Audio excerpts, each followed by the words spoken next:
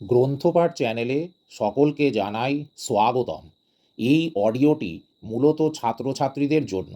এই অডিওতে আমি ম্যাথু আর্নল্ডের লেখা ডভার বিচ কবিতাটির বিষয়বস্তু নিয়ে আলোচনা করব। ম্যাথু আর্নল্ড ইংরাজি সাহিত্যের একজন নামকরা কবি, যিনি জন্মগ্রহণ করেছিলেন 1822-তে আর মারা গেছেন 1888-এ 62 বছর বয়সে। তিনি কবি ছাড়াও একজন সাংস্কৃতিক সমালোচক ছিলেন এবং স্কুল ইন্সপেক্টর হিসেবে কর্মজীবন অতিবাহিত করেছেন। এই ডভার বিচ এটি একটি লিরিক্যাল পোয়েম, অর্থাৎ এটি একটি গীতি কবিতা। এইবার প্রশ্ন হচ্ছে, ডভার বিচ কোন জায়গাটাকে বলে?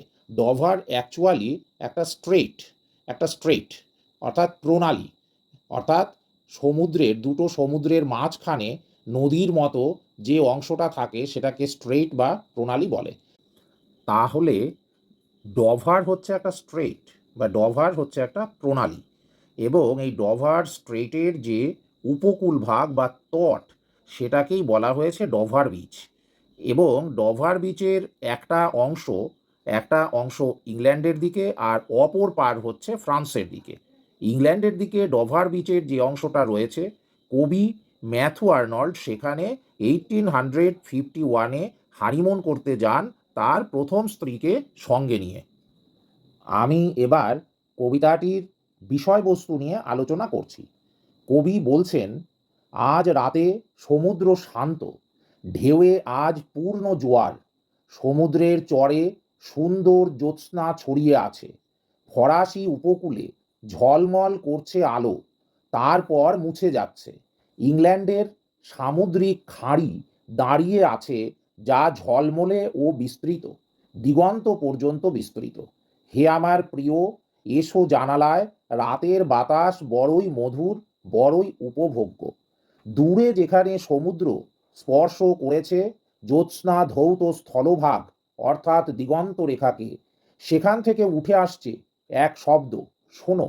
শুনতে পাবে তুমি নুড়ি পাথরদের ব্যথাতুর চিৎকার, যে পাথরদের পিছিয়ে নিয়ে যাচ্ছে ঢেউ, আবার দিচ্ছে ছুঁড়ে, এবং সমুদ্রের ঢেউয়ের মাথায় চড়ে তারা ফিরে আসছে।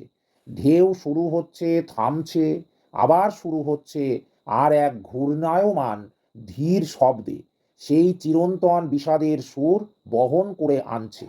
বহুদিন আগে সোফোকলস অ্যাজিয়ান সাগর পারে এটি শুনেছিলেন, আর তা তার মনে এনেছিল মানব দৈন্যতার মোচড়ানো ভাটা ও প্লাবন।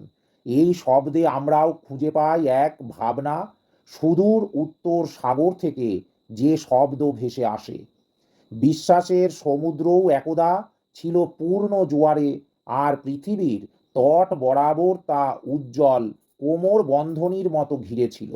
কিন্তু এখন আমি কেবল এর বিষাদপূর্ণ দীর্ঘ অপসারণকারী গর্জন শুনতে পাচ্ছি, যা রাতের অপসারণকারী বাতাসের সাথে পিছিয়ে যেত পৃথিবীর ভয়ঙ্কর ও নগ্ন তট বরাবর।